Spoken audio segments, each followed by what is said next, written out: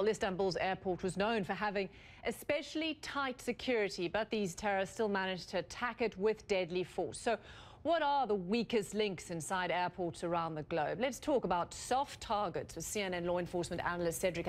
He's also the author of New Guardians, Policing in America's Communities for the 21st Century. We were just looking there at the images of some very brave police officers. That, in a way, is key, isn't it? It certainly is key. Training is key, particularly in the environment that we live in today, and particularly in Istanbul. In this particular case, in Turkey, they've seen 8 terrorist attacks in that country. Just in this year? Yeah, just in this year alone. So, in a number of deaths. So, that is very key, that you have well-trained staff. And we've also been hearing about how critical intelligence is, that you don't want to have to reach this point in trying to stop people getting in.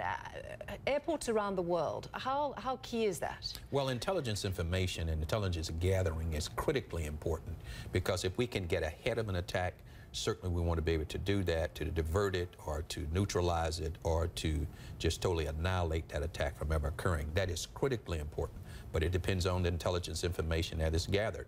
Part of the issue is with many airports, not only around the country, but even in this country, here in the U.S. and around the globe, is that it is still a soft target.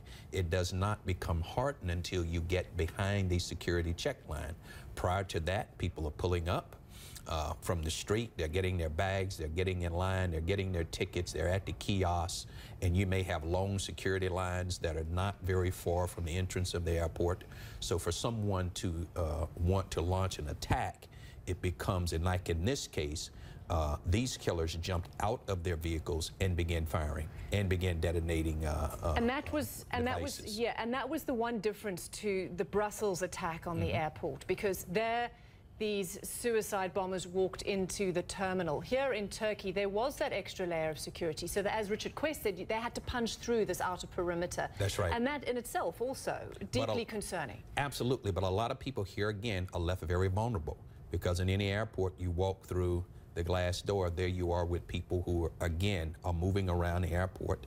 They are on the very soft target side, not on the hardened side. On the hardened side, you go through security. Likelihood if you have a weapon is probably going to get caught, but that's not the case in many of our airports. So we saw this outer perimeter, very safe airport has been breached at Ataturk. Are you going to see an ever-widening perimeter of airports? Are we going to see more and more checkpoints, for example? I think what we're going to see is a heightened alert of awareness. We're probably going to see more security forces, more police. We're going to see more collaboration, certainly between agencies abroad and in this country as well, too, from the law enforcement community. But the key is to have a high show of force when you can. But that really probably at some point is going to have to become more of the norm, because that threat is sometimes we do not get the intelligence information that we would like to have, even on a local level, in order to throw off a threat. But this is a very, very critical time, and it's a very dangerous time, as we all well know. But how we travel, how we think about things is going to become even more critically important, particularly when it comes to seeing something, hearing something, which gives police an opportunity to do something.